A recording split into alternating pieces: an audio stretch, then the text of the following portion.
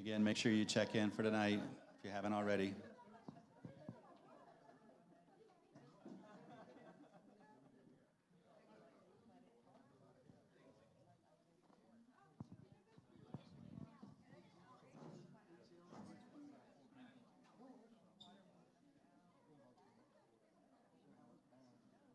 Make sure you check in at the check-in station if you haven't already for attendance.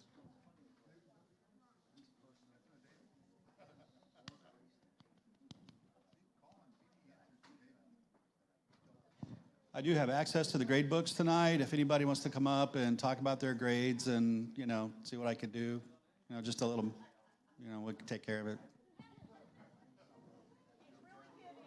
Just kidding.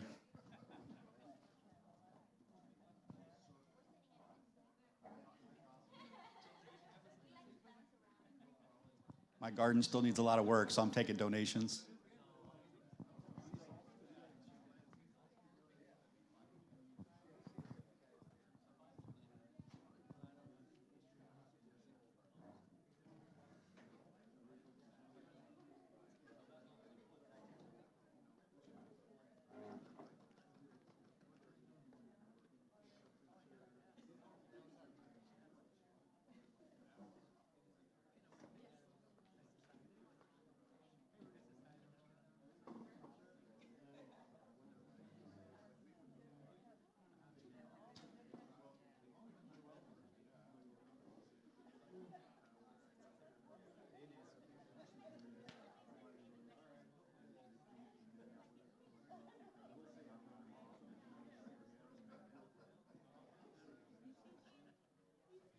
I got my eye on you.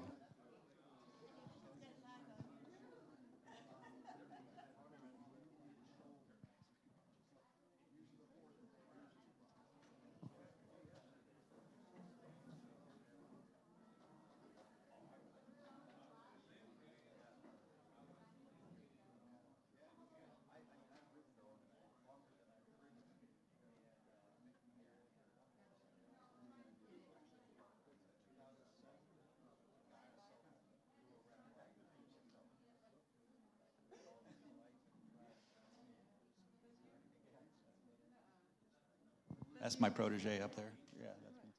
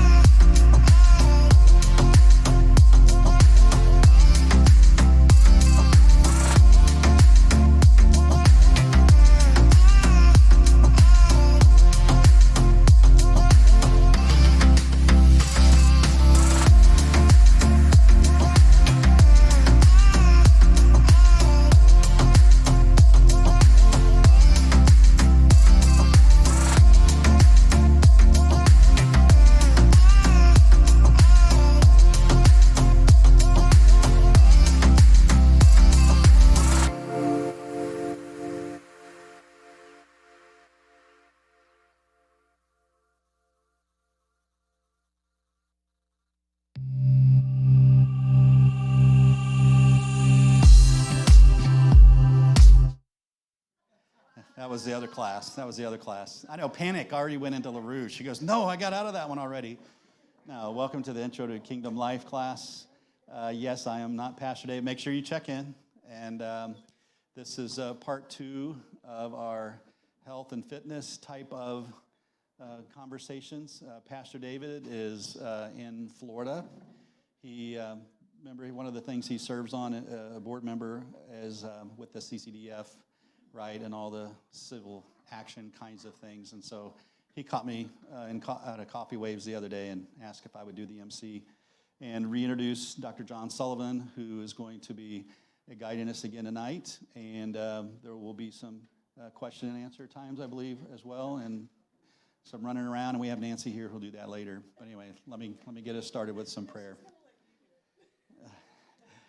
Heavenly Father, thank you so much, Father God, for just this wonderful, beautiful day that reminds us, Father God, of your creation.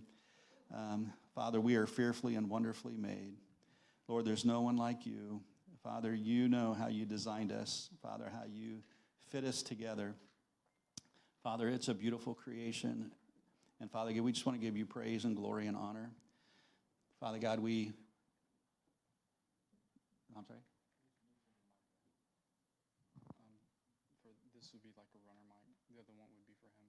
I'm having issues with that one. Switch them around. Okay, sorry about that. Okay, all right. So anyway, Lord knows. He's hearing me, right? Okay, all right. All right, so anyway, we're thankful, Father God, for what you're doing tonight. And we just pray and ask the Holy Spirit to come in right now and just put our minds and our hearts at peace. And Lord, we'd be able to hear clearly. And Father, we just pray for a fresh anointing upon Dr. Sullivan and Father, all the years of learning and education, but also most importantly, Lord, just right now, right now word, right now revelation, right now Holy Spirit, just to bring it and to share it with us. Father God, we thank you and we love you in Jesus' name. Amen.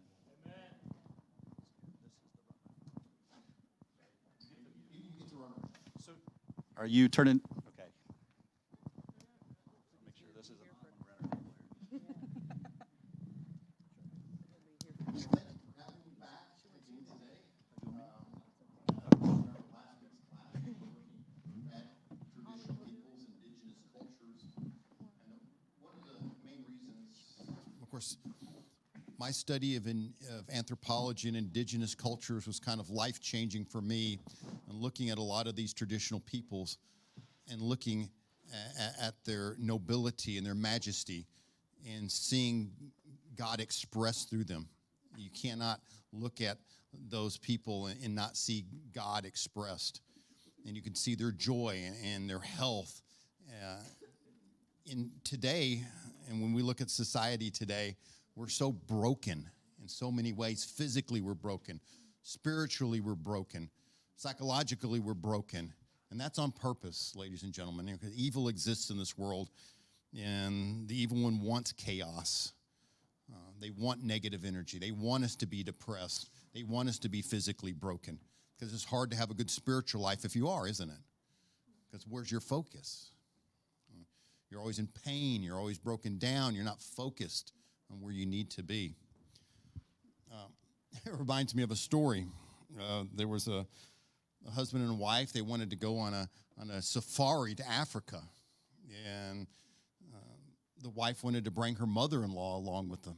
The husband's like, okay, we have to. So they get over to Africa, and they're out camping out in the jungle. And one day the wife gets up, and she's in a panic. Honey, get up, get up. What? What is it? Mom's missing. So? No, we got to find her. He's like, okay, fine. He gets dressed, gets his gun, and they're traipsing through the jungle. They finally come to this clearing. And there's his mother-in-law. She's backed up against a tree, and there's a lion staring her down. And his wife says, honey, you got to do something. He puts his gun down and said, that lion got himself into this mess. He can get himself out. And basically, a lot of the things that affect us today, we did to ourselves. And we're looking at ourselves, broken down in so many ways. We got ourselves there. We always ask the question, well, why does God allow these bad things to happen? Well, because we got free will, unfortunately, or fortunately. We always look at, why did a third of the angels leave heaven? Why? Why did that happen? If they knew God, well, they know of God, but they didn't know God, because if you know God, there's nowhere else you want to be. And so that kind of takes away your free will in a way, doesn't it? So God gives us free will. So a lot of the things we do, is my point here, a lot of the crises and a lot of the problems we're in, we got ourselves there. So I want to share with you today a little bit of how to get ourselves out of those situations, at least physically anyway. And you'll be surprised when you start taking charge of your physical health, how much better every other aspect of your life gets as well. Because there's so many things we can't control, but this is one thing we can control. You have control of this, and you can get well, and you can get better. I want to take just a real quick look at why we gain weight. Ladies and gentlemen, that's, metabolic disease. We're all told that the reason we gain weight, the reason people are diabetic, the reason is because we eat too much and we're lazy. We don't exercise enough when we eat too much. Gluttony and sloth, isn't that what we're told? And it actually has very little to do with it. So let's give you a little chemistry lesson. There's three major categories of nutrients we take in, our macronutrients, fats, carbohydrates, and protein. Those are the major nutrients. And this is the order the body assimilates or metabolizes them in. It metabolizes carbohydrates, sugar first. Why does it do that? To get rid of them, because high blood sugar is dangerous. It'll kill you. It metabolizes fat next, and then lastly, if it has to, it'll metabolize protein for energy. Our bodies are protein-sparing systems. Why do you reckon that is? Because we're made out of protein. All your enzymes are protein, muscles made out of protein, bone is 1/3 protein. So protein is very important as building material. So the body typically does not like metabolizing it for energy. Does that make sense? All right, next slide. So what happens when you eliminate carbohydrates or sugar from the diet? What logically happens next? The body has to turn to a different fuel source. What would that be? Fat, naturally. Isn't that kind of cool? That's why low carbohydrate or ketogenic diets are very successful, because you change the biochemistry of your body from a carbohydrate metabolizing system to a fat metabolizing system. And that's basically all a ketogenic diet means, is I'm metabolizing fat. Now, by eliminating carbohydrates, one has forced the body to become a fat metabolizer. And this can happen very, very quickly. And a matter of fact, I read that in I have a book. It's called The Great Arctic Expedition. I don't know if I mentioned that to you last week.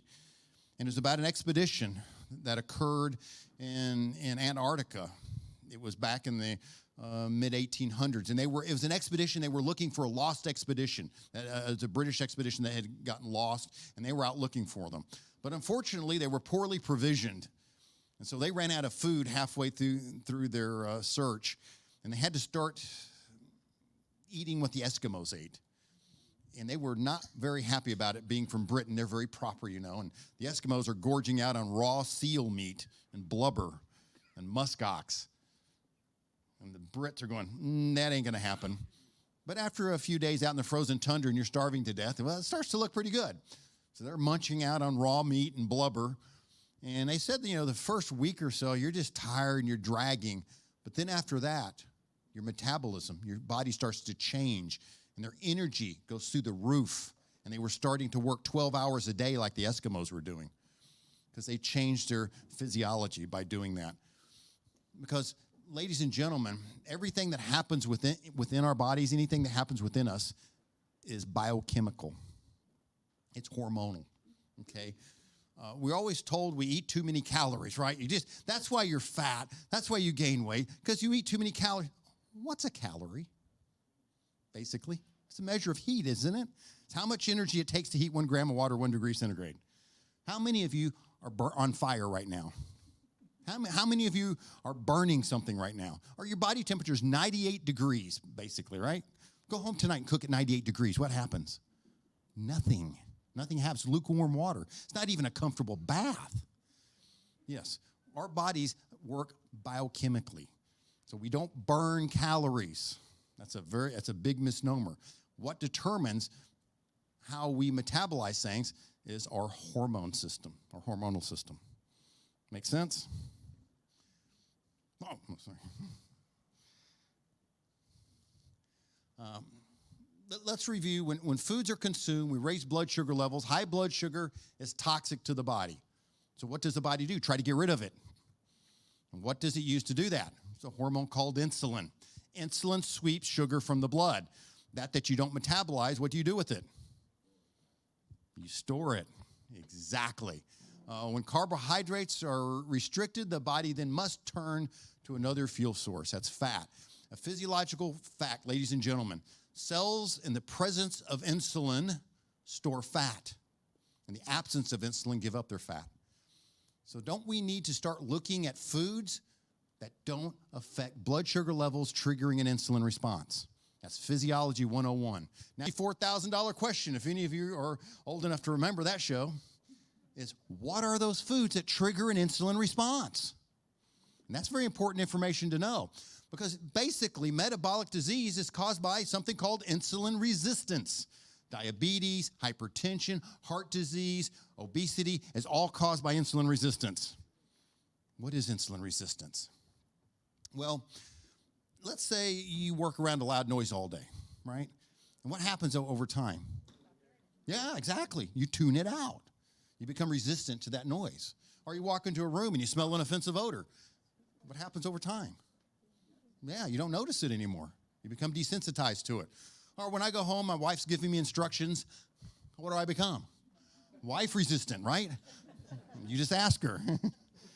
Well, that's what the body does with hormones. Every time you eat something that raises insulin levels, insulin's toxic to the body. It'll start to tune it out, become resistant to it. It quits listening. So what happens first? When you eat foods that raise carbohydrate, raise blood sugar levels, the body has to get rid of this stuff because it'll kill you. You notice 95% of people in dialysis are diabetic because sugar's destroyed the kidney. And it can destroy other organs as well. As a matter of fact, that's what ages us, is sugar, advanced glycated end products. Because when sugar sticks to a protein molecule, it kills it, it destroys it. When you see age spots on people, when you see diabetics with these dark patches, that's glycation of the skin.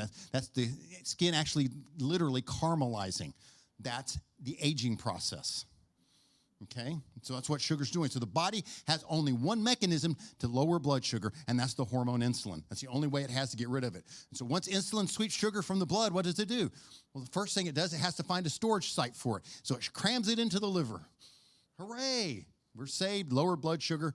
But then what happens? Over time, like any storage facility, the liver says, that's enough, don't want that anymore. Try to shove too much stuff in a closet. You can't close the door anymore. So the liver becomes insulin resistant. So now insulin's got to find a new home for this. What does it do next? It puts it in your muscle cells. But over time, they don't want it too because it's toxic to them. So now what does insulin do? It's got all the sugar. It's got to have some place to put it. We'll store it as fat. Now, some people are very adaptable. They can gain a lot of fat, and some people can't. But over time, fat cells will become insulin resistant. And now there's no place for insulin to take sugar. So what does it begin happening? Starts spilling back into the blood, right? That's when you become diagnosed as diabetic. Diabetes is a symptom. It's not a disease. It's a symptom of insulin resistance. So what's the medical treatment for insulin? Or what's the medical treatment for diabetes, rather? Insulin. Can you see where that's insane? Because you just make your body more insulin resistant, don't you?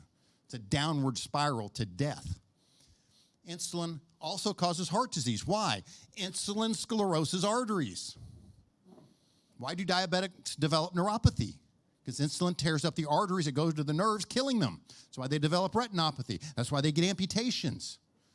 Because insulin's cut off the blood supply to the extremities, and they get gangrene. Okay? Insulin scleroses arteries. It's not fat. It's not cholesterol, as we saw with indigenous cultures. Right? So you got to pay attention to insulin and those things that trigger insulin responses. That makes sense? So let's go over what those are. Oh, great. No one brought a ball. Well, that's the birth of headhunting, ladies and gentlemen. Things that raise blood sugar levels. Of course, at the top of my hit parade are grains. Grains, cereals, and pastas. Ladies and gentlemen, I worked on a dairy for years growing up as a kid. How do you fatten up livestock? Feed it corn, feed them grain. You put them in a feedlot, feed it grain. It makes a cow fat because they taste better when they're fat, right? So bread, cereals, chips, tortillas, crackers, pasta, potatoes are a big lump of sugar, aren't they? French fries, yum. And of course, sugar itself in all its many forms, like high fructose corn syrup. The body's never seen high fructose corn syrup. It doesn't know what it is. So it goes directly into fat stores. When you drink a soft drink, that's 8 tablespoons of sugar per can in the form of high fructose corn syrup, and it's going directly somewhere you don't want it. Soft drinks is nothing more than liquid sugar. And incidentally, I drink diet drinks. They're even worse. Let me explain. The body doesn't know it's artificial. It tastes sweet and thinks it's sugar, so it's surging insulin. Have you ever, mom never baked an apple pie and you're smelling it? What do you start to do? You salivate. The digestive system has already started. So anytime you drink an artificial sweetener, the body thinks that's sugar and it's releasing insulin. So you have all this insulin in your bloodstream. And what's it doing? Making you store fat. But it's also knocking on the hypothalamus up in the brain. That's where cravings occur. And what's insulin saying? Hey, we got all this insulin here, no sugar, go get some. So now it doubles the intensity of your cravings, and they become irresistible. That's why people drinking diet drinks, and studies show this, actually gain more weight. It makes you even more ravenous for sugar and makes breaking those addictions even harder. Corn, as somebody mentioned, is not a vegetable. It is a grain, as a matter of fact. And I put limit carrots and beets, and that really doesn't apply to 99.999% of you. I put that there for my vegetarian patients. They do have a little bit of sugar, but if you're eating carrots, you're not going to eat enough carrots and beets to make a difference. But I have vegetarians, and they like to juice 10 pounds of carrots a day, and that really concentrates a lot of sugar. Why do they do that? Because they're nuts. No other way to explain that. So if you're juicing, well, all bets are off there. Now, we talked about last week the importance of fat. We've all been told fat and cholesterol cause heart disease, right? How many been told that everywhere, right? How many studies have ever shown that? Not one. Not one published study has ever shown the dietary consumption of fat or cholesterol has anything to do with heart disease. Matter of fact, 1 out of every 3 people is on a statin or cholesterol-lowering drug, and heart disease rates are skyrocketing. Can you see how that can't be in the same universe at the same time? Cholesterol does not cause heart disease, and incidentally, cholesterol isn't a fat. They're not even related. They're not even the same family. But fat, what is fat good for? Well, one, we can use it for fuel and energy. It's the body's preferred source of energy. Every cell in your body can run on fat, except one kind of cell cannot use fat for energy. Guess what that is? Cancer. Cancer cannot metabolize fat for energy. Every other cell in your body can. Cancer is a fermenter. And what do you use in the fermentation process? Sugar. That's what cancer uses for sugar. Fat, what else is fat very important for? Oh, your brain and nervous system are made out of fat. You know that? Your neural synapses in your brain are made entirely of cholesterol, but the brain itself is primarily made of fat. So is your nervous system, your myelin sheaths that cover your nerves. So fat's kind of important there. Fat contains your fat-soluble vitamins, your A, E, D, and K, which are essential for life, incidentally. Fat is required for the absorption of minerals. It's the vehicle to take minerals into your body. How important is that? Especially when you're trying to build a skeletal system. Fat is responsible for the metabolizing of protein. You notice everywhere you find protein in nature, what does God put with it? Fat, like meat, dairy. Whenever you find meat, there's fat along with it. God did that for a purpose. Does that make sense? You cannot make hormones without fat. What are hormones made out of? Fat. Yeah. I wonder why we're all on these hormone replacement therapies. Is it any wonder? Because we're all on low-fat diets, and the body's trying to make a hormone. It's like, oh, can't do it. So low-fat diets are disaster, but there are certain fats we want to avoid. Things like trans or hydrogenated fats, those are man-made, like margarine, like American cheese. Those aren't healthy. Corn, canola, or vegetable oils. Canola stands for Canadian oil. It's made out of Canadian rapeseed, which actually isn't edible. Not what the Canadians want you to think, is it? It's good marketing. Good marketing. It's healthy, right? Yeah, right. What is vegetable oils? How do you get oil out of vegetables? In a chemical plant is how. That's not real, right? And soybean oil, high in estrogen. I want that in my body. I need more estrogen. No, we do not need that. So there are so those are the things, and think about that. All of these oils I just mentioned are not biologically active in the body, right? Let's say I'm trying to build a house. I'm trying to build a brick house, and someone delivers a load of styrofoam, and I start incorporating that into the structure of my house. How do you think that's going to work out? So you same thing when you provide fake building materials to the body, and it's trying to repair cellular membranes and make hormones and brain cells with artificial fats. How do you think that's going to work out for you? Your cellular membranes, every cell in your body, how many trillion cells do we have? And every cellular membrane is made out of fat. It's called the lipid layer, right? And that cellular membrane is what protects us from being sick. Bacteria, viruses, fungi all try to invade through our cellular membranes. And it's saturated fat that provides cellular integrity to disease. And how many of us are avoiding saturated fat because it's evil? It's lurking out there. It's going to get us. How many of us? Because that's what we've been told. And how's that working out for us, by the way, ladies and gentlemen? Not very well, is it? Not very well. Avoid soy. As we said, soy is high in estrogen and estrogen-mimicking compounds. That's not something you want to put in your system. We said everything is run by hormones. How fast your hair grows, how this quality of your skin, your energy levels, how fast your heartbeat, your emotional state is hormonal. Just ask any woman next to you. They'll tell you. If you're married, you know this. Don't mess with hormones. So, beans and legumes, it's not always that things are bad for you. It's also how we prepare them. How did Grandma cook her beans? Soak them.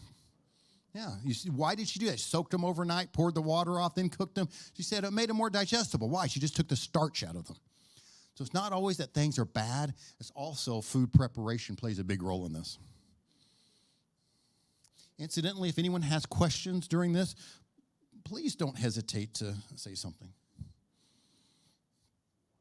Limit alcohol consumption, but if you're going to drink, harder distilled liquors are better for you. Every culture had fermented beverages, by the way, because they didn't have refrigeration, and that's how you were able you could ferment products and keep them and store them. So every society did have fermented beverages. Harder distilled liquors are better for you because why? They don't have carbohydrate. So, bourbon would be a better choice, let's say, than beer, because beer is going to be high in carbohydrate. That makes sense? Salt, ladies and gentlemen, it's even in the Bible, is essential for life. We're all put on these low-salt diets, low-sodium diets, because it's a theory. They think high-salt diets will cause hypertension. Isn't that what you hear? Right? And, of course, then they give you all these blood pressure medications. If you have hypertension, guess what? And you're on medication, your blood pressure is not under control. Because if it's under control, you wouldn't be on the medication, would you? Think about it. If you're on medication, blood pressure is there for a purpose. What's the purpose of blood pressure? To drive oxygen out of the blood into the tissues of your body, like the brain. You kind of need that blood pressure, right? So if your blood pressure is elevated, what's the body trying to do? Get oxygen someplace. So I take a medication to lower that, shut down that process, instead of asking the question, why is that happening? Has your doctor ever sat down and discussed, okay, why is your blood pressure elevated? Or just put you on a med, or 2, or 3, right? Isn't that the first question you should be asking? Why is it elevated? It's like me driving down the engine or driving down the street, and this happens all the time. Check engine light, my car comes on. So what do I naturally do? I take a piece of tape and cover it up. Then I see all this white smoke coming out of my car, and I wonder why. And that's what we do every day when we take meds, don't we? We take a blood pressure medication, right, or cholesterol medication. Instead of asking, why is my cholesterol elevated?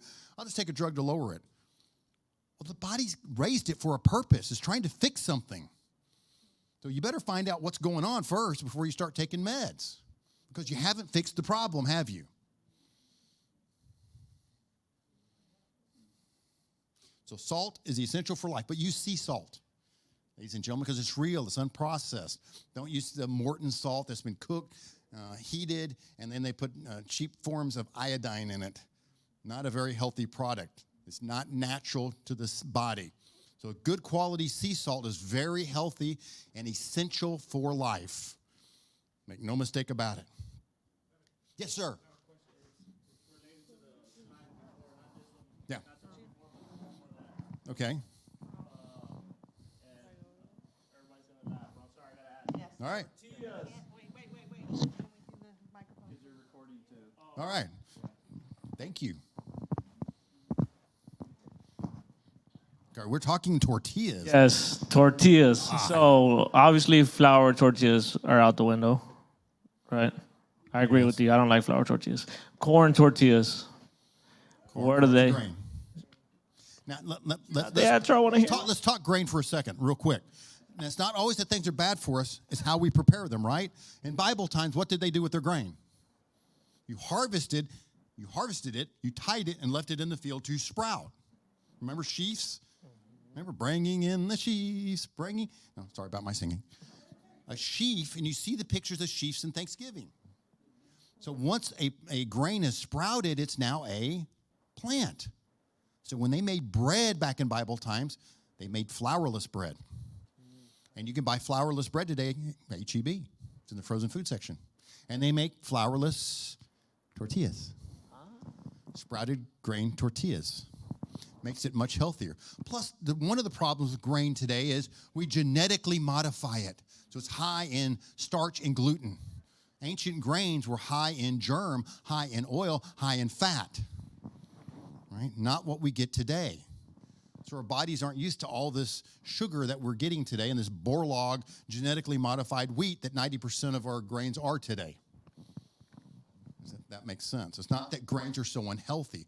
It's what we do with them, how we process them, strip them of their nutrients, and then add artificial vitamins and minerals back. If you had to put some synthetic, you have to fortify it, it's probably not too good, is it? Why are you fortifying it for, and what are you fortifying it with? You think they're going to use any type of quality to put back into it, or the cheapest thing possible? Absolutely. You had a question? Yes. Okay. Going back to the salt. Yes. My father-in-law, he had a stroke a few years ago and cancer on his kidney. One of the things he started doing, he said, I'm not going to do any chemo. I want quality of life. So something he started doing his own research, of course, and I'm not recommending this, but just the experience that he's experienced. He started drinking seawater. Of course, first diluted with regular water, like it was 1-to-5 ratio. Then I think now it's half and half. So the tumor shrank on his kidney. But throughout years, and this has been 6-7 years already, and what's interesting about him, every time he goes to the doctor, they check his blood pressure, and he's perfect, and he's 70-something. Yeah. And they tell him, and he tells them, what do you do? I drink seawater. And that's not true, because your blood pressure should be so high. And that's what I drink. And it's because it's natural salt. It's not the one that... But seawater contains a lot of other minerals and iodine. Okay. Good iodine or bad? Yeah, no. Bad iodine is what you buy at the store. Yeah, what nature provides us is what we're designed to take in. Incidentally, off a little bit, talking about iodine, Why do so many people have thyroid problems today? An endocrine system. It's one of your master glands that controls and regulates all other glands. Why do so many people have thyroid problems today? Lack of iodine, because you can't make thyroxine without iodine. Name me a food source of iodine. Nope. Well, salts, but that's been because they added it to it. So that's actually a lousy source because they put some cheap form of undigestible iodine in it. Yeah, seafood, shrimp, but that's about it. There's really no land animals that have it, and if you don't live on a coast and eat much seafood, or seaweed, sea vegetables, sea worms, you're not getting iodine. So one of the theories is after the Great Flood took all the iodine out of our soil, it's all out in the ocean. And that's why the fish are cooking in it, and we don't have any. But iodine is essential for thyroid health. I want to mention this very quickly, because to me it's very, very important, because I see this almost every day on a daily basis. I have, especially women, and this happens to women a lot. They come into my office, and they're sitting in front of me, and their husband has their arm around them. They're tired, they're fatigued, they're run down. They don't know what to do. They're at their wits' end. Their husbands are in distress because they want to help their love of their life, and they don't know what to do. And the doctor has them on an antidepressant. You're a bored housewife. You need psychological care. That's what your problem is. And I start asking them, you have cold hands and cold feet? Yeah, I'm cold all the time. I fight with my husband for the thermostat. And just dry skin, yeah. Hair falling out, thinning hair, graying hair, yes. Tired, fatigue, yes. Gaining weight, yes. What did I just describe? I just described a thyroid patient, and they're on antidepressants for an endocrine disharmony, right? An endocrine imbalance, a thyroid deficiency. Now, if you're a bodybuilder, my dad was a competitive bodybuilder, won a lot of national titles. And back in the day, I grew up around those guys, these monsters, and they all were taking anabolic steroids. What happens when you're on anabolic steroids? Your testes shrink up and go away. Why do you think that happens? Because you don't need them anymore. Because you're giving your body tons of this stuff, so your gland just shrivels up and goes away. What do you think happens to a thyroid gland when the doctor puts you on thyroxine? You're going to kill your thyroid. When what you really need is iodine. This is a side note there. It's very, very important. And taking the right form of iodine, not the stuff they add to salt that just keeps you barely alive. And doctors, you know where I got that information? You know where I learned that? The strangest place, in my old medical textbooks. Doctors used to do that. But now, iodine's cheap and you can't patent it. It's just much easier to give a drug. Here, we'll just give you levothyroxine. Go away. Instead of, hey, fix the problem.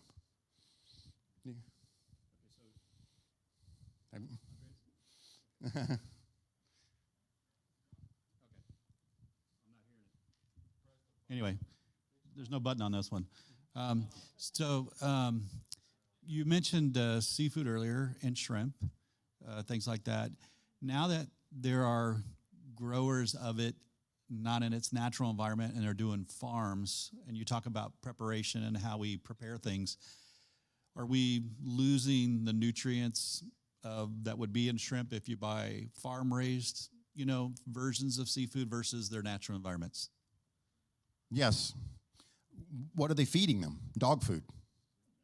Yeah, you're not getting the right balance of essential fatty acids, and you're probably getting food sources that are, what do fish naturally eat in the wild? Other fish and shrimp and seaweed, and they munch, not dog food. They're not eating sources high in iodine. Salmon in the wild are pink. When they're farm raised, they're gray. And then they add some food coloring to them because they're not getting their natural diets. Don't eat farm raised. Eat wild caught. That's real. Yes, you're right. You do lose a lot in the way we grow things outside their nature.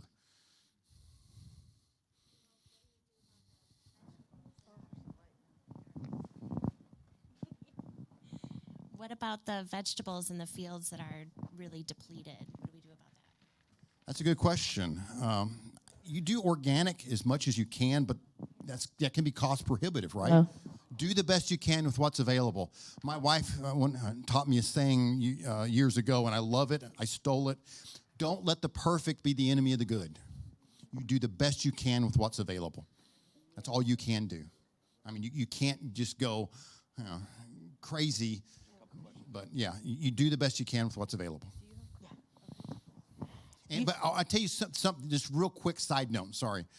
We as consumers drive what the market is and what the market does. If we demand better quality food, food growers will produce it. We just don't. We don't demand better quality food. But you're starting to see it more and more.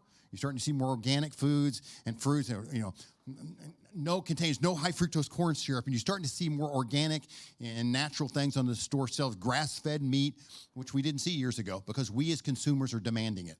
We can control all of this because the growers don't care. They're going to produce whatever we want.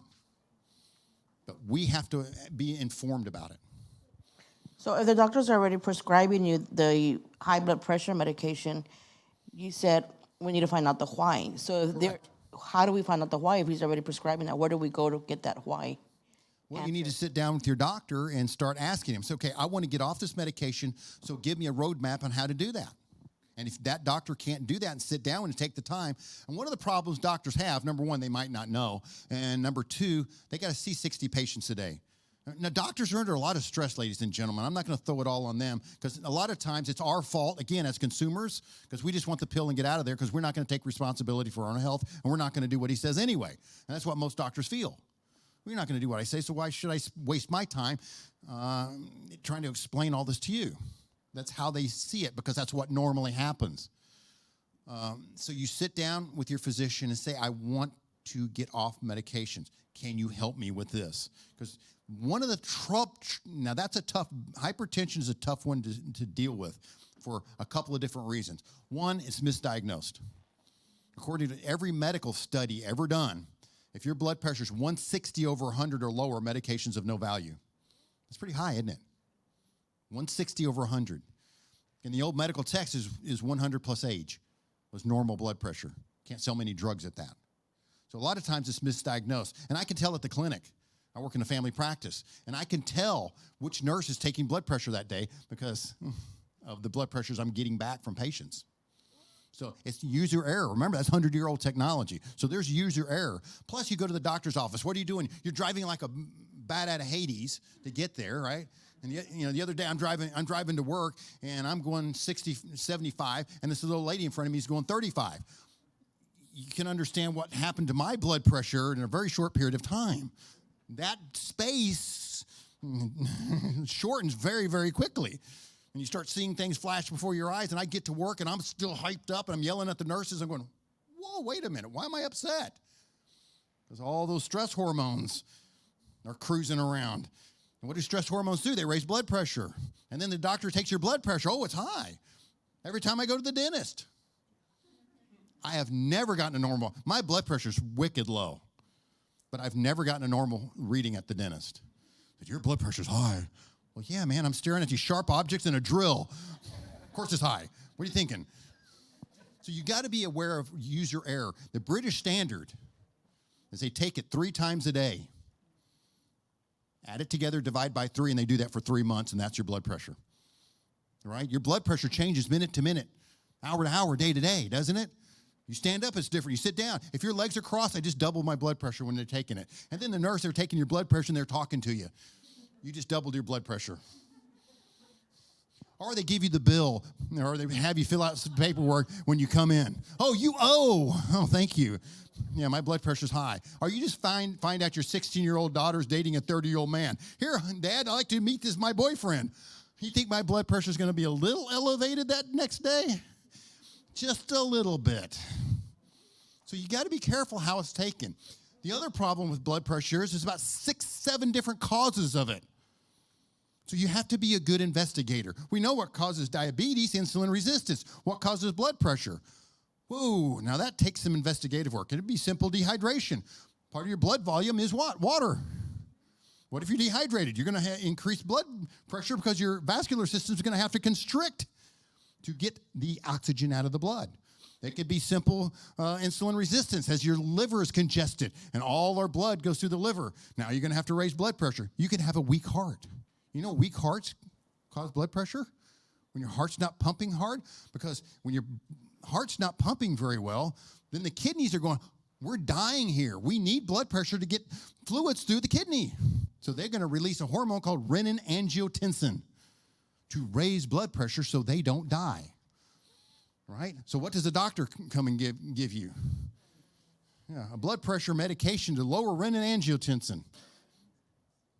An ACE inhibitor, angiotensin converting enzyme. So he gives you an ACE inhibitor to slow down an already weak heart. Makes a lot of sense, right? What regulates that pathway in the body, by the way? Vitamin D. That's how they came up with angiotensin ACE inhibitors.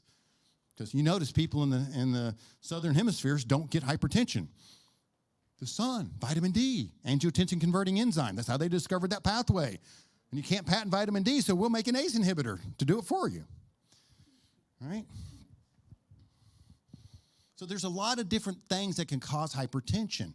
Magnesium deficiencies. What do you think a calcium channel blocker is? Because calcium channels regulate the flow of calcium and magnesium inside and outside the cell.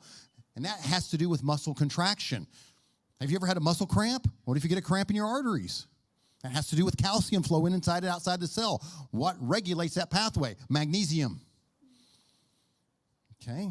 So you can have a magnesium deficiency. It can cause hypertension. And that's what a calcium channel blocker is, which kills 60,000 people a year because they obliterate your calcium channels instead of modulating them. Okay, so you have to be a little bit of an investigator to do this. Okay, makes sense? What are some other good sources of good iodine? Good sources of iodine in the food world. Butter has trace amounts in it, but you're going to have to eat shellfish, seaweed, fish, sardines. Those types of foods are going to be good sources of iodine. Or take an iodine supplement, which is what I do. Prolamine iodine, there's two sources. Prolamine iodine, which is a protein-bound iodine made by Standard Process. Or iodoral, you can find that online. That's a potassium iodine.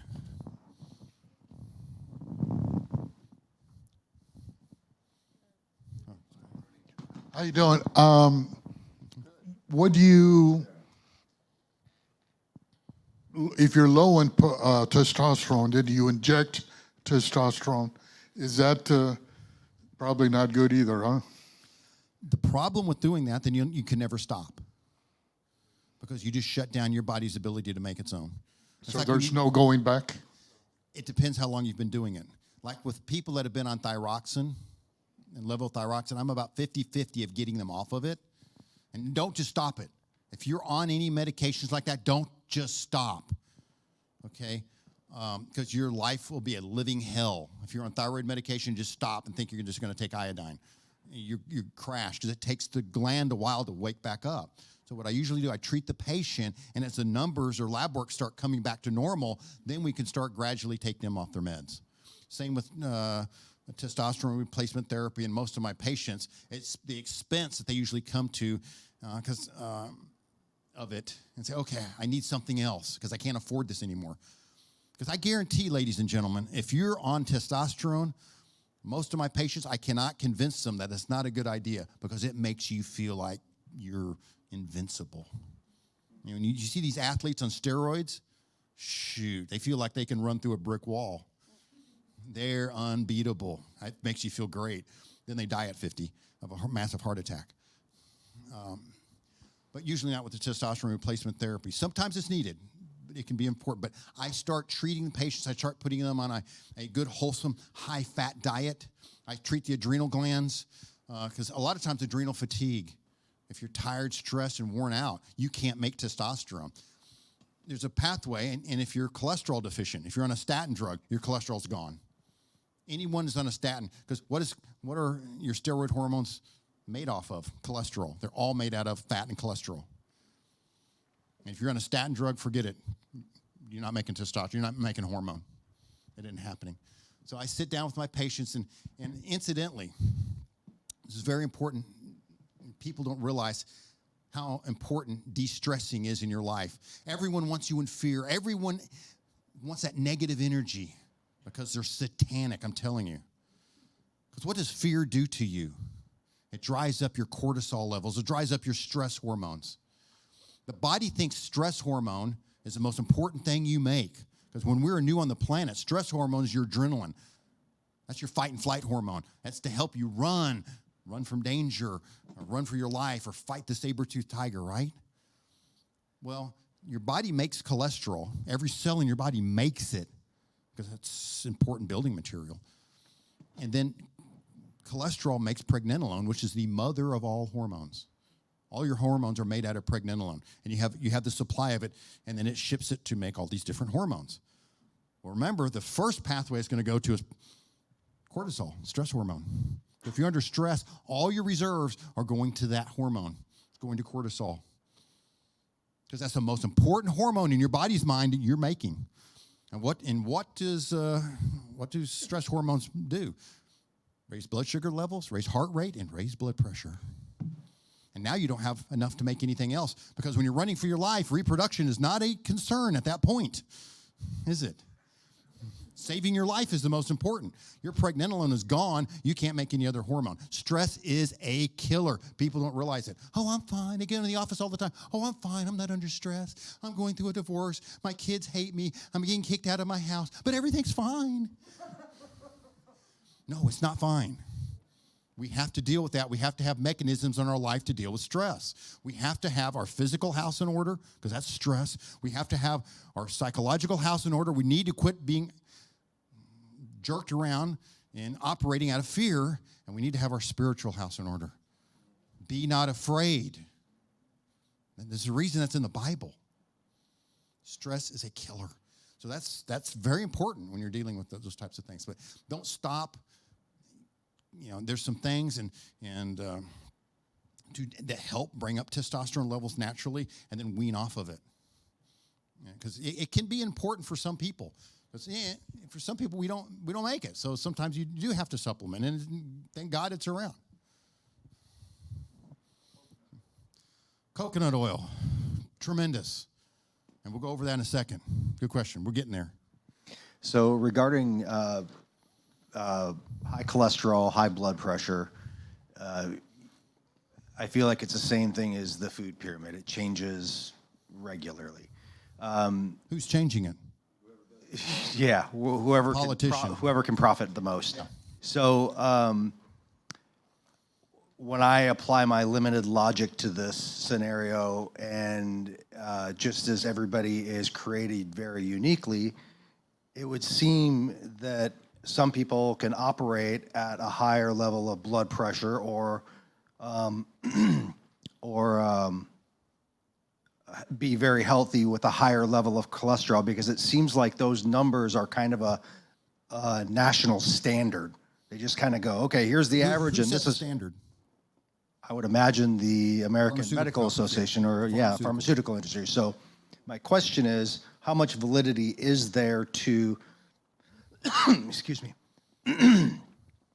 So I was diagnosed with high blood pressure at 28. And the first thing, I don't even remember, it was so long ago, but the doctor wanted to put me on a statin. I was like, okay, well, what are the other options? Well, there are no other options. I was like, there's got to be something else. He's like, well, unless you're willing to exercise. I'm like, great, I'll exercise more. I've taken a couple years off from running. I loved running. I'll start running. And it was an immediate kind of bucking up and, are you refusing my medical advice? I'm like, no, I just want another option instead of pumping me with a drug that I may not need. So started running, wasn't super intense, but just started a regular 3-day-a-week running, and went back in after 3 months, perfect blood pressure. So I don't get a lot of, I don't take a lot of like the medical advice as like, this is true and sound. It's more of a homogenized, here are the numbers, and if you fall outside of these, you're in trouble and you need drugs. So can you speak to a level of, if there's a level of kind of normality? Some people operate with higher cholesterol, some people operate with lower, high blood pressure, lower blood pressure. Yeah, when I first started studying nutrition years ago,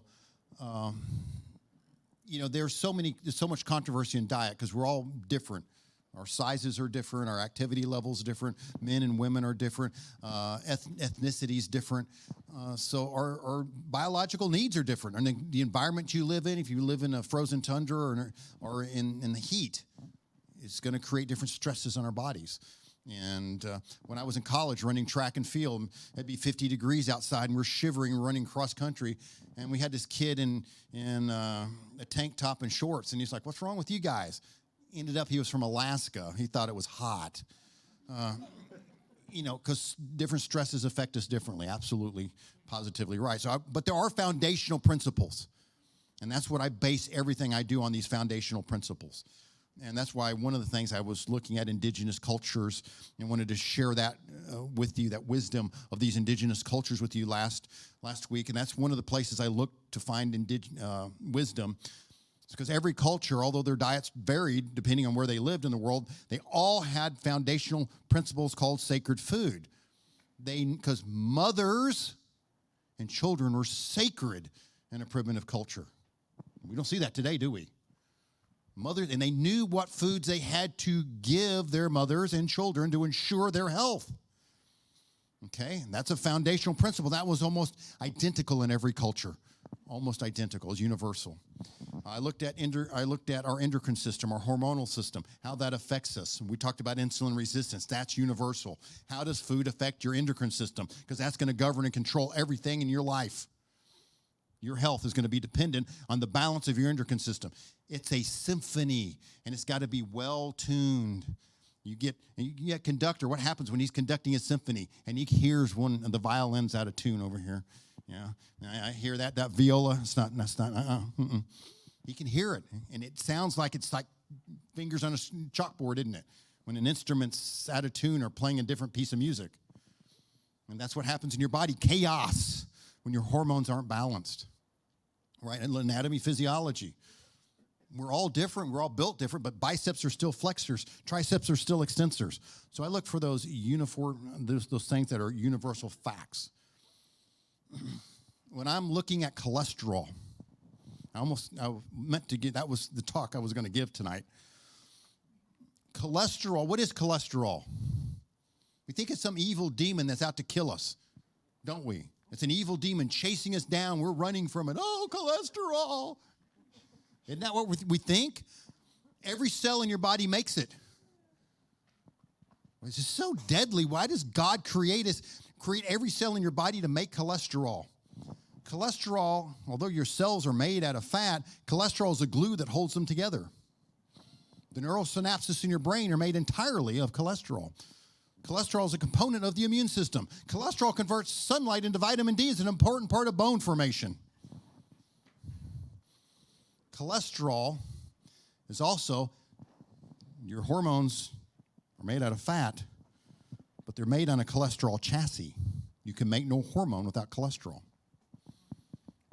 Think cholesterol is kind of important? Cholesterol is repair material for the body. So if you see plaquing of an artery, what do they tell you? Why does cholesterol harm you? They say because it plaques to the artery. Okay? If I cut myself, I form a scab. Is the scab the problem? No, it's what cut me. When you have a damage to your artery, the body is not going to let you bleed to death internally. It's going to patch it. What does it patch it with? Cholesterol. So if I go by and I see a plaquing of an artery, what's that telling me? There was trauma there. Cholesterol did not cause the trauma. It's reacting to the trauma. Does that make sense? And we just discussed a minute ago what causes that trauma. One is insulin. Insulin scleroses arteries. So now the cholesterol is reacting to the trauma you just did. So instead of going to the doctor and he peels off my scabs, he's probably going to give me, quit running through that briar bush, you dummy. Right? That's what's cutting you to shreds. Quit doing that. Here's another interesting thing. And I love to go to medical conferences. And I love getting in these debates. Oh, but it's not cholesterol. It's the ratio of HDL to LDL, right? Yeah. One little problem. And I love to ask this question. What does HDL stand for? What does LDL stand for? Low density lipoprotein. That's not cholesterol. It's a lipoprotein. Cholesterol is a 27-carbon compound made of squalene. It's 4 hydrocarbon rings, a little hydrocarbon tail, and a hydroxyl group at the top, an OH. which makes it an alcohol. It's not even a lipid. It's on the lipid panel. It's a doc, you got this on the lipid panel. It's a flipping alcohol. It's and HDLs and LDLs are lipoproteins, high-density lipoproteins or low-density lipoproteins. That isn't even a cholesterol. Whoops. They don't even know their physiology, do they? Let me explain. There's more to the story. Cholesterol, when a cell can make cholesterol, but if it's damaged and it needs to repair something, it can make its own, but it's very economical. I'd rather get the liver to make it and ship them some.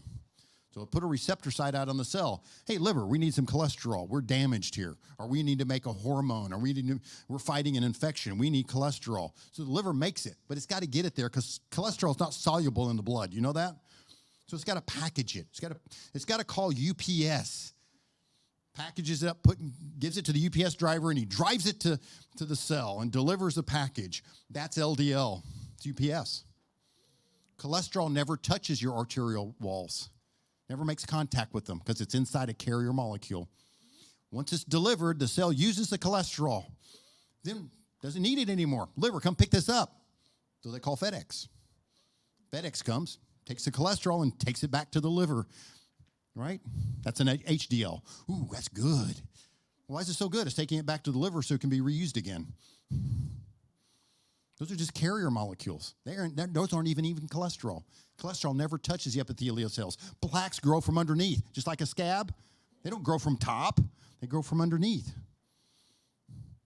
So cholesterol doesn't plaque because it comes in contact with your arteries. Why would it all of a sudden create plaques at 250 and not at 200?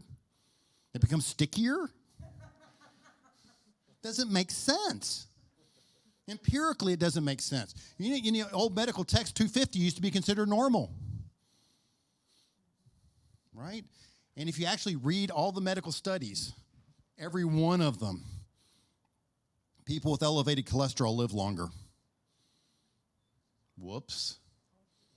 And this latest study that just came out the middle of this month, the Journal of the American Medical Association, it was a study looking at all available studies ever done, a meta-analysis. Statins have absolutely zero benefit. Studies have been showing that for years. When you use statin drugs, they actually increase death rates. Every study shows that. Yeah, it decreases heart disease. You know why? Because it kills you from cancer or other diseases first. I got a cure for heart disease. Malcolm Kendrick made a point. He said, I can cure heart disease. I just push you off a cliff. He died of blunt force trauma. He didn't die of a heart attack. Cured. We cured heart disease. Every statin study shows increase in death rates. That's a drug I want. It shuts down the number one cause of congestive heart failure, the number two cause of dementia, and a primary cause of diabetes and cancer. That's a drug I want. Chasing a symptom of the body trying to if your cholesterol levels are high, what do we say body uses cholesterol for? Repairing stuff. That means your body's under stress. It's repairing something. It's fighting an infection, right? It's making a hormone. Usually if your thyroid's not functioning, what's the body going to do? Raise cholesterol levels to try to make hormone. It's a symptom. Does that answer your question? So yeah, some people's cholesterols are going to be quite different because the stresses on their bodies are different. So there's a wide range in there. And as far as blood pressure goes, yeah, when I was in school, we used to had what we called a physiograph. We used to, because we were bored, crazy, insane college kids spending 12 hours a day at school. We'd hook all the electrodes up, and I'd get under a heavy squat. I'd be squatting 400 or 500 pounds. My blood pressure is 600 over 400. I wasn't blowing anything out. So yeah, there's a wide range in there. It just seems like they use this to really inject fear into people, to sell more drugs, and it just ends up making people sicker. Sorry, I got Fear cells, yeah, absolutely. I think that lady in the back had a question. She's been raising her hand. But Elijah also has been having a question. So a while back, I did some research. I was reading a book by Joel Furman, family medicine nutritionist, and he mentioned one of the concerns that he had with meat in particular was that apolipoprotein, I had to relook it up because it's been a while, causes an increase of insulin growth factor, which is correlated with increased cancer rates in some studies that have shown. And he also mentioned the China study, how high plant-based diets led to lower cases of cancer rating in China when they did that study. I just wanted to hear your thoughts on the research on that. I read the China study. It was a fraud. Okay. It was a survey. It wasn't a study. Dr. Campbell that went in and did the study, he didn't actually do the study. He reported on the study. And if you read his book, you actually find the citations in the back are missing. There aren't any. It's one of the most unscientific books ever written.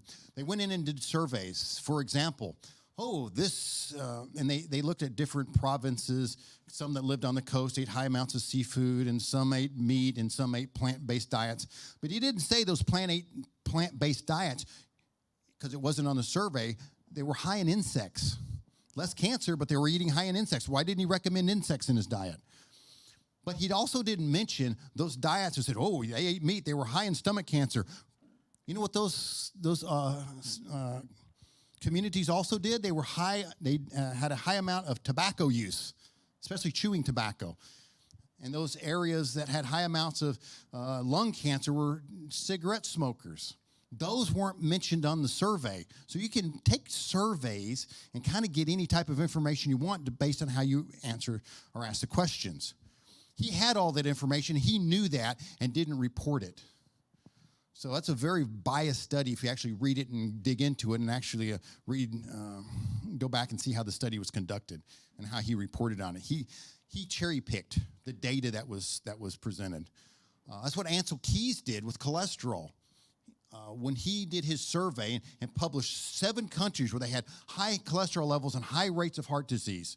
Well, he had studies from dozens and dozens of countries all over the world. Some showed they had high cholesterol levels and low rates of heart disease. There were data that were all over the place.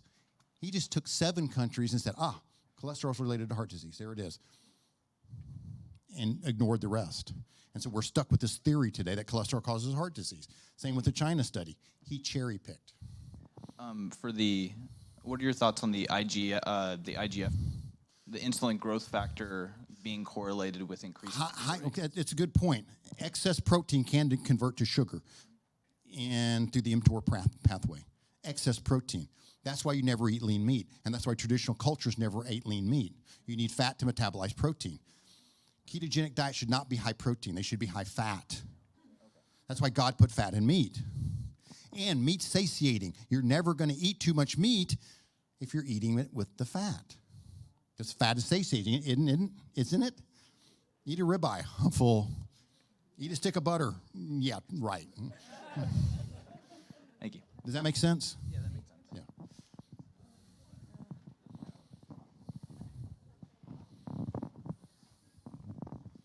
Yeah, T. Colin Campbell is the one that wrote about the China study.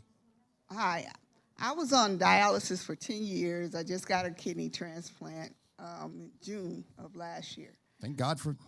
And this is when medicine shines. well, actually, I was off all medicine for 8 years. I started juicing. I changed my diet, started exercising, and but now they put me on these immunosuppressants, and Yes. my blood pressure, my sugar, everything is going up. And they trying to tell me, first they told me it was me, but now, and I'm like, no, that's not possible, because I'm not changing the way I'm doing anything. So it has to be the meds. So I looked up the meds, and they saying, well, the meds is causing the mycophenolate, the prednisone, and the Envarsus. It causes all of the problems I'm having. Yes. So, but every time I go to the doctors, they trying to make it seem like it's something I'm doing. Kidney, that you have a very unique situation, with kidneys and immunosuppressant drugs, and they can raise blood sugar and all that. And it's a very tough situation, but you don't have a choice. You don't have a choice there. There are things you can do dietarily to help, because you don't want to compound.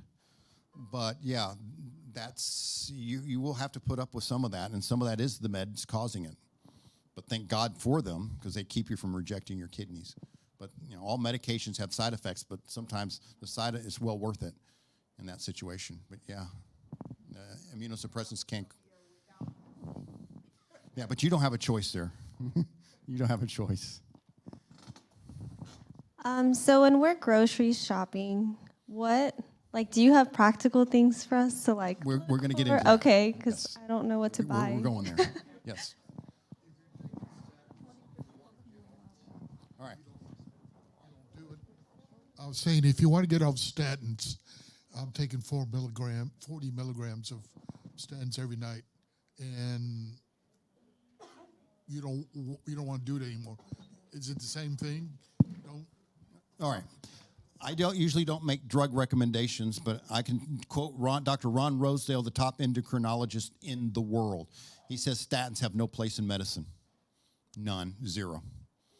I wouldn't give a statin to my dog. Zero, nada. So I use a quick question regarding sugar.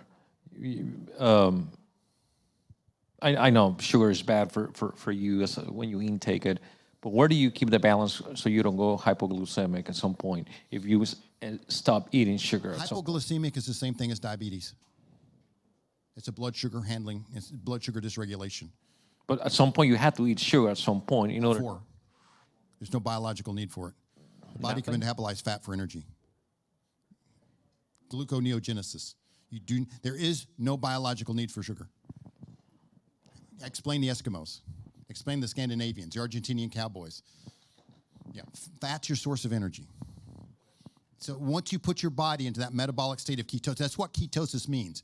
When your body metabolizes fat for energy, it breaks off a ketone body. And that's what your body uses for fuel. And it's a preferred source of fuel for the body, by the way. And that's why God created us that way. When we were new on the planet, remember, food wasn't a certainty. We could go days, weeks, months without food. So what was the body's fuel source? It's fat stores, exactly, ketosis. And that's why we're designed that way. So yeah, you actually do not, that's actually kind of a myth. And the studies show, they always tell athletes, you need to carb load. You know what the studies show now? These ultramarathoners are eating these high-fat diets, 80% fat diets. And all the European soccer leagues are eating ketogenic diets because it doubles their endurance. Yes, because you can't metabolize fat. Cells in the presence of insulin, right, store fat. So if you're in that metabolic state, yeah, you feel like crud. And remember the book I told you about, The Great Arctic Expedition? The British explorers got off their Western diets, and they started eating blubber and meat, and they felt sick for several weeks. They described that until after about that 2-week point, the metabolism changed, their metabolic pathways changed, and they were metabolizing fat and going into ketosis, and their energy levels went off the chart. But yeah, you go through that period of just going, blah. But that's metabolic dysregulation. Yeah, some people call that the keto flu. But actually, doctors say, I read a doctor discussing that a while back. He said, I discovered through my patients that it takes about 2 weeks to go into this ketosis, and they feel really good. I said, no, that goes back to the 1800s. They described that.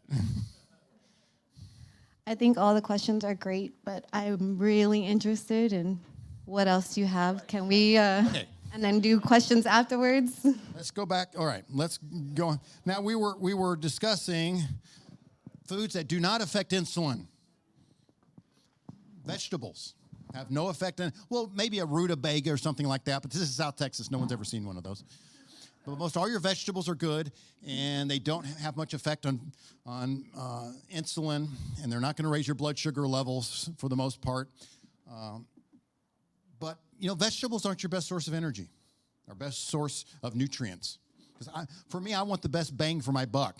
You think about it. An elephant has to eat its weight in vegetation to stay alive every day. Well, a tiger can live on 5 pounds of meat a day, even though it's a 400-pound animal. So what's your best source of nutrition? Yes, meat, right? So, but here's the rule, and what traditional peoples never did. They never ate lean meat because you need fat to metabolize protein, and that's the key. And what do Hispanics? Think of the types of meat they eat, the barbacoa, the carnitas, right? The lingua, right?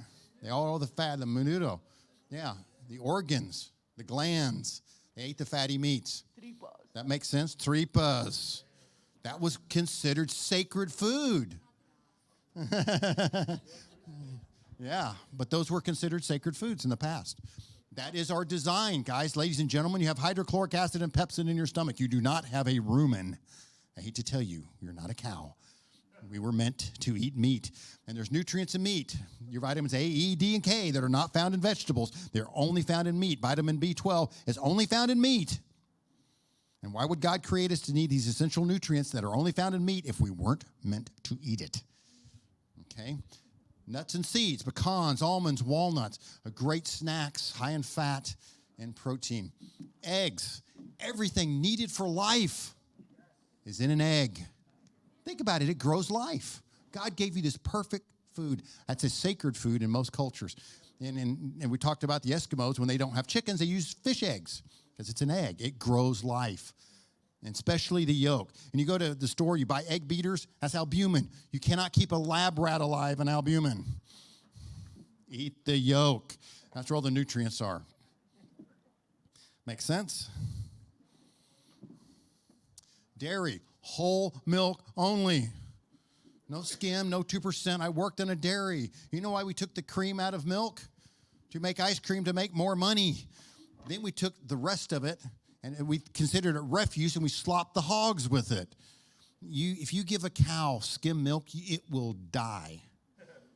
Because fat's essential for life, and your fat-soluble vitamins, and you need the fat to metabolize the minerals like calcium in it, and you need the fat to digest the protein. That's why God put that there. Cream and butter. Butter was a sacred food. They used to burn it on their altars in Thanksgiving for its life-giving properties. There's a lot of anti-inflammatory properties in fat. Fat reduces inflammation. Fat is also, your kidneys, incidentally, are fat-dependent organs. You want to heal kidneys? Eat fat. Butter, cream, cheese, not American cheese. Whole, real food. This is radical thinking, isn't it, to eat whole, real food? I know it's crazy to even think about. Avocado is a healthy fruit, technically. That's a very high in fat. Now, fruit can have some positive nutritional value, but what does fruit also have in it? Sugar. What do bears eat to get fat for the winter? Fruit, right? But you think about it. In nature, how often do you run across fruit? Rarely. About 2 weeks out of the year. But only because we have HEB today do we get fruit all the time, and we're gorging on it. So eat fruit in season. And also, it's also how you combine food. When in Europe, they have apple and cheese, and they're all snooty and snobby. But it's also because the fat in the cheese allows the sugar in the apple to absorb much more slowly into the system, not spiking blood sugar levels, like berries and cream. Okay, those are the types of things you can food combine. Berries are better choices if you're going to eat fruit. Okay. But occasionally eating fruit in season, if you want to eat a watermelon in the summer and stuff, that's not a big deal unless you're diabetic. All right? Sprouted grains. Wild rice is not a rice, it's a seed. So wild rice is a much healthier choice. Read labels. You get hidden sugar in places you don't expect, like peanut butter. I had a friend of mine ask me the other day, is peanut butter good for me? Well, read the label. And half the stuff in the peanut butter you couldn't pronounce, all the diglycerides and fillers and stuff. It should be peanuts and salt. It should be all that's in peanut butter, right? Read labels. It's a pain in the neck sometimes, but they put stuff in there that shouldn't be. If it says natural flavors, that means it's not. They wouldn't have to put it. I'm serious. Natural flavors means it's not. They added it. Good quality, quinoa is actually another pseudo grain that's actually fairly healthy. So that's another alternative is quinoa. Good quality fats for cooking. So we said no corn, canola, or vegetable oils. So what else can you use? Well, number one, butter. Very healthy. Coconut oil. There's studies that show 2 teaspoons of coconut oil a day can, only that, but it can arrest Alzheimer's. It won't reverse it, but can arrest it. Studies also show that turmeric can reverse Alzheimer's. Only thing that's ever been shown to reverse Alzheimer's is turmeric. Incidentally, diabetes is type 3, Alzheimer's is type 3 diabetes. Good quality fats. You can also look at avocado oils or olive oils, very healthy. Buy them in a dark container and be careful of your source of olive oils because a lot of them are canola oil. They cheat. So Chosen is a good brand. A lot of the California, and I hate to say this, are good quality olive oils. And also go by the taste because a good olive oil will have kind of a spicy taste to it. So go by that as well. And lard. Yeah. What did grandma eat like your grandma? What did grandma used to do when she cooked bacon? She saved the bacon grease, didn't she? And then grandma lived to be about 120 years old and was mean as a rattlesnake and was about that big around. So we got to go back to traditional foods. Peanut oil is also a good oil. It's good for frying. It doesn't break down in heat. So that's a good, if you're going to do some heavy frying or something like that. That's why we fry turkeys and stuff in it, because it holds up the heat really, really well. Pure water. I do not like Corpus Christi tap water. I don't want to be drinking fluoride and chlorine. And that's another reason we have thyroid problems. Fluorine, chlorine, and bromide, which is a preservative in every baked product, displaces iodine out of the system. I do not want to be drinking chlorine and fluoride. Those are halides. They're very destructive to the system. So get a reverse osmosis. If it says purified water at HEB, that's reverse osmosis. Okay, very good. If you have well water, even better. At home, do not get a water softener. You're just adding salt to your water, and then the wrong kind. Fermented foods. Every society's had them, from kimchi to sauerkraut, pickles, olives, vinegars, whole milk, plain yogurts. Those types of foods are very good for the digestive system and feeds the right type of bacteria in your gut that prevent pathogens. So lacto-fermented foods are ridiculously healthy. Any questions there? Yes.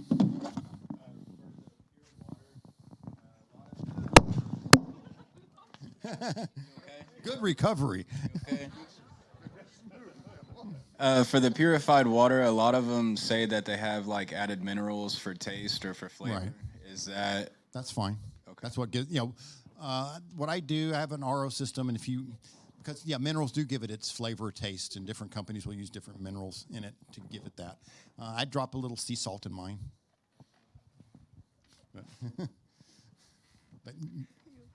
But that's fine. No. Those are fine. One of the things that you did say last time that really caught my attention is you said we have a lot of choices to pick from. Like a lot of choices in food, a lot of choices in this and choices in that. Would you recommend us going back to some more basics instead of trying to get 50 different things of all kinds of different meals and keep investigating and keep looking and keep trying? Yeah, basically diets are simple. I have my great-great-great-granddad's journal going back to the Civil War.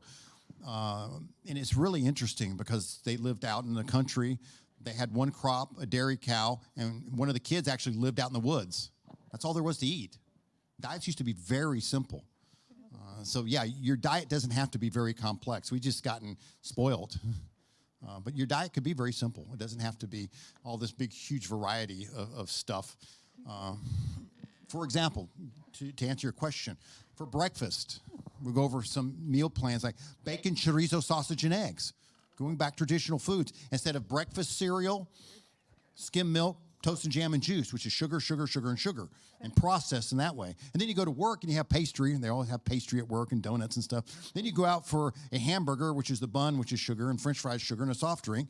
And then you go home for a healthy dinner of pasta or baked potato and a dessert, maybe another soft drink. Wonder why we're overweight and diabetic and have hypertension. Yeah, so getting back to traditional foods like bacon and eggs. What I do in the morning, and a lot of you are going to go, ugh, I put raw eggs in a blender, and I get my milk from the Amish every week.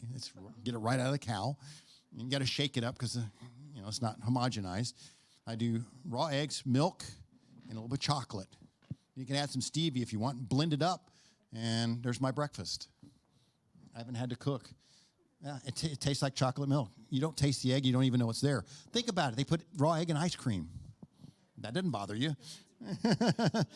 And salmonella is not in the egg, it's on the shell. So just wash them if that bothers you. Do you recommend monk fruit as a supplement? That is a very good question. Some friends of mine and I, because we're insane, a few years back, we took every sweetener off the shelf. And we would take a tablespoonful and then do our blood sugar. And 3 sweeteners did not affect our blood sugar: stevia, erythritol, swerve, and monk fruit. So there you go. Yeah, it's a very good sweetener. Stevia, erythritol, which is swerve, that brand name, and monk fruit. What about honey? Honey's got some really interesting properties. You know, it never spoils. And you can use it for cuts and wounds. I used to use that for cuts and wounds, and bed sores is the best thing in the world because bacteria does not grow in it if you get natural honey. It's a much healthier sweetener. It's natural, as is maple syrup. Those are natural sweeteners. Not if you're diabetic, but if you're not diabetic, and it's not something you should gorge on, but yes, it's a much healthier choice. So breakfast, and if you go out to a Mexican restaurant, a lot of my workers out in the field, they just go to the drive-through and say, put my chorizo and egg in a cup. Eat it that way. Don't put it on a tortilla. Don't eat the taquito, right? Eat the inside of it. No. Lunches. If you go to a Mexican restaurant, have the fajitas, pico de gallo, and guacamole. Have the caldo, have the taco salad, just don't eat the tortilla. And when I make my taco salads, I put cheese, and I put avocado, and I put olives, and I put meat, and I put as much fat on this, and sour cream, and it's just fat, fat, fat, and fat. How healthy is that? You can have barbecue green beans and coleslaw, but get the marbled beef, right? Leave the skin on the chicken. Always cook with bone. Why did Mom always cook with bone? Yeah, she said the flavor. What's the flavor? The minerals. And when you cook soups, use the bone. Number 1 source of calcium, besides sardines. And sardines is your number 1 source because you're eating the bone. Okay, so those can be some good choices for lunches. And dinners the same way. Pork chops. I love cooking fish because it's 2 minutes on each side and it's done. And you can slice you some zucchini and put a little olive oil on it and throw in the oven and roast it and throw some Romano cheese over it. And it's like a gourmet meal. So there's a lot of stuff. Quiches. I make a lot of quiches, and I have that for breakfast for the family. Chickpeas was on the last slide. Mm-hmm. It says don't eat them. Right. They're high in starch. They're okay once in a while. Chickpeas. Not a good source of protein. Not the best. It's okay. It's okay. I mean, how many of them are you going to eat? I mean, that's one of the things. If you're diabetic, no. 2 shakes a day based on chickpeas. Yeah, probably not your best source. Yeah, there's better. Are you allergic to milk? What's the problem with milk? Whole milk or half and half? Okay. They're right out there in Tynan, right outside of Beeville. And eggs. Eggs are awesome. Question. Yes. Yeah, I do something similar, what you mentioned about the shake with the eggs, but I would put a quart of egg whites in, and it would also thicken the shake up as well. Would you recommend just including the yolks as well? Actually, I'll throw away the whites and just use yolk. Really? Wow. Because egg whites is nothing but albumin. And like the gentleman over here, and he made the point that excess protein can convert to sugar. Huh. So I actually want a diet higher in fat. Gotcha. So yeah, the nutrients are in the yolk. All of the nutrients, everything needed for life is in that yolk. It grows life. And that's the part you're not eating. I have a question. Yes. Wow, don't look at me. So it's a 2-part question, but how do you select the best ingredient, like the best kinds of meats, the best kinds of sausages, highest quality? What are some things to look for? And then my second question is, I've been told and read some stuff about it's better to drink almond milk or things like that as opposed to whole milk because lactose intolerance, like it's not your mom is not your milk kind of thing. I've heard that argument too. So I don't know if you can speak on that. Grass-fed beef whenever you can. I used to recommend nitrate-free, uncured sausage and stuff, but it turns out I was wrong. There are more nitrates in nitrate-free meat than there is the regular stuff. When it says celery salt, there's more nitrate in it. So it's like, just go ahead and eat the regular bacon. So you, again, don't let the perfect be the enemy of the good. You do the best you can with what's available, what you can buy, and what you can afford. But grass-fed beef and wild-caught fish whenever you can. The second part of your question, almond milk and coconut milk and hemp milk and all that, those are excellent choices for those who are lactose intolerant. Some people have lost the enzyme to break down lactose, so they become lactose intolerant. That's the milk sugar. But you got to be careful of the brand of almond milk you buy, because if you read the ingredients, it's only 2% almond. And it has all these other fillers and diglycerides and guar gums and all this other gut bombs that they put in it. So there are brands that's just almonds, water, and salt. It's all that should be in your almond milk or coconut milk or those types, if that's helpful. Yes. So my question is a little bit similar to Andres about the milk, because I'm lactose intolerant, so I drink lactose-free milk. Yeah, lactate. And I don't know if is that is that okay? Is that since Absolutely, I can't sure. drink whole milk and stuff like that? Yeah, absolutely. That just put an enzyme in it to break down the milk sugar. But that's good. No, that's an enzyme in your body, and about 50% of the world's population loses that enzyme when they reach a certain age. That's usually in the African population and Asian populations. That's real common. So do you recommend juicing at all or not really? On occasion, it's okay, but you start concentrating sugars, and especially when you juice things like kale and a lot of your green leafies, they're high in stuff called phytic acids that will actually bind up minerals in the body. On occasion, it's good and healthy. But not on a daily basis. Not on a daily basis. Or even with... It's good for short-term cleansing. It really does have some good properties, but it's not something you want to do on a continuous basis. Turmeric? Turmeric is the only substance that has been found to reverse Alzheimer's and kill cancer stem cells, but you got to get it in a form that's absorbable. MediHerb makes one. It's infused with fenugreek, so it's 50% more absorbable. But yeah, it's an amazing herb. It really is. A lot of research on that these days. I know someone asked about coconut oil. Yeah, tremendous. Get raw coconut oil, by the way. So what about raw, unpasteurized milk at the store, like H-E-B? They don't sell it. They won't. They won't? Yeah, no. And if you go to the Amish, don't tell them what you're going to do with it, because the U.S. government says raw milk is dangerous and deadly. Although I look at populations like the Amish.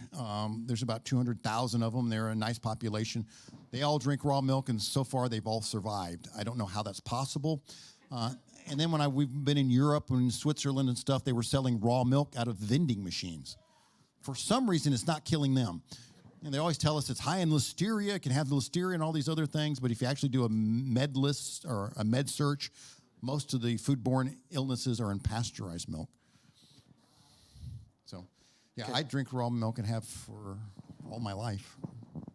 I was going to say, due to our time and letting you have a chance to wrap it up, that'll be the end of our questions for now. Okay, let's wrap this up real quick. I just have a couple more slides here. So snacks, we got beverages, water, tea, coffee. There's some health benefits to coffee. If you don't have problems with caffeine, coffee is a natural source and can have some positive health benefits. Whole milk, V8 juice, I did some research into that. It's not perfect, but the way it's manufactured isn't too bad if you like that. All your spices are typically good. If you eat out a lot, MSG and food can raise blood sugar levels. Be aware. We talked about sweeteners, raw honey, molasses, real maple syrup, and of course the other ones we talked about. Fruit, if you're diabetic, stay away from.